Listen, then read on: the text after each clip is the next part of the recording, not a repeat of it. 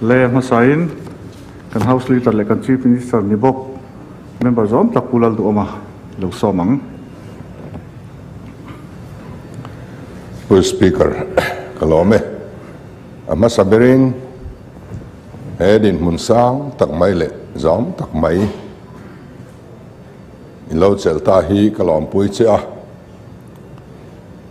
house kai ruai itum dan te kan ngai thla samwan thak katia dik tak le zom taka luang tak he house min ruai turin du sakna kalan cheni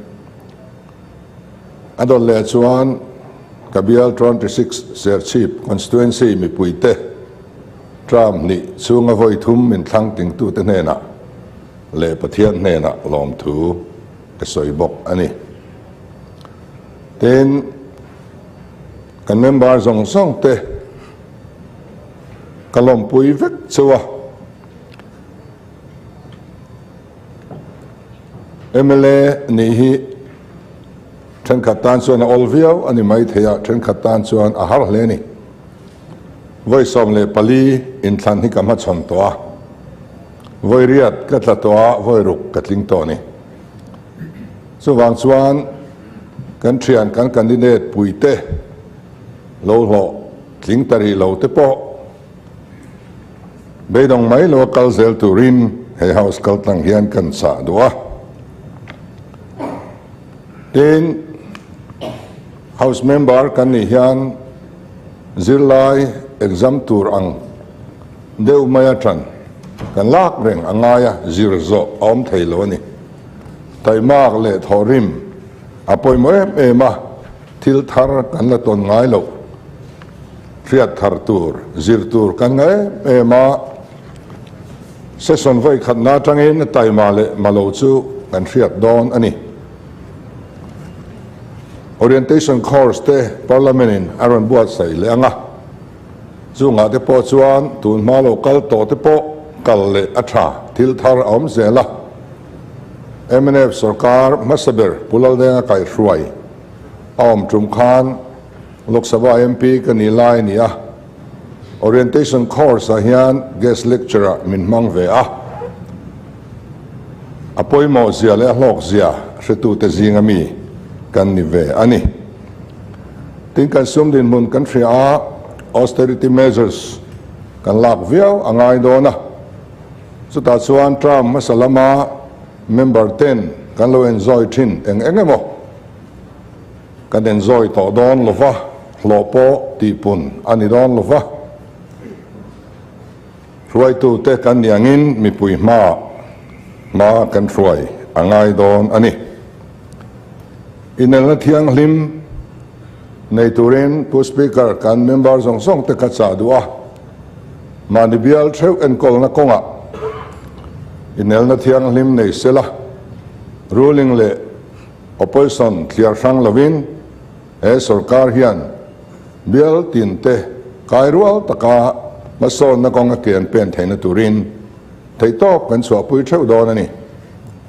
tun malamin kan bial chunga department sang in ma unlock na a copy MLA ten kan hu ve ngai lova dap chop angai thina zon chop angai thina tuna tang chuan bial tina department tin ten ma unlock na copy hi kan member zong zong te pek thin ani to don ani kan ma he muna hian ruai to ro poi tak tak ten ma lo ruai to a pucho chunga te brigadier ti sailo te pulal denga te pulal than hola tele puzoram thanga ten an vai hian ka fron man veka an nena tang hian tiltam tak kazira waina hian an chunga lom thu ka soya ten tram thum chung opposition group leader ni in pulal than hola le puzoram thanga te ka lo fron to a ani paninen hian he house a hian tradition thatak kan nu chein ka hreve a an chunga bolom thu ka soya voina po hian tradition thatak kan nunga local le tur te nena kan nu chia ka be sei ani speaker thuoi theite angai anga tin trong kam hoi hom kan ngai thak ta ang khan zo mi zo kan ni na le Christian kan ni na kan ti lan nam hun tur poimo tak ania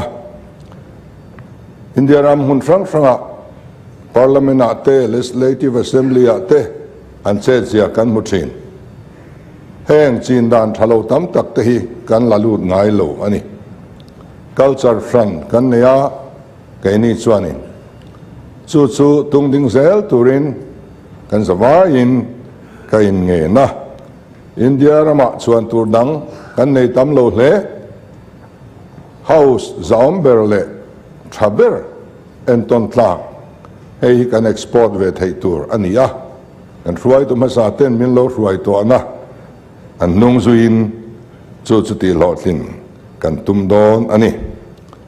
tin he house chunga hian members om tak ti te kan mang thina tun tra mai chuan pu speaker war vak lo kan du members om tak chu mi bial tu kan han ti du a sar in ti te zom tak in ti te file po file engeng mok ka khoi manual to a HCM anontia honorable CM H pai vek ro ka tia kha kha atul kan ti vak don lo heta hi chuan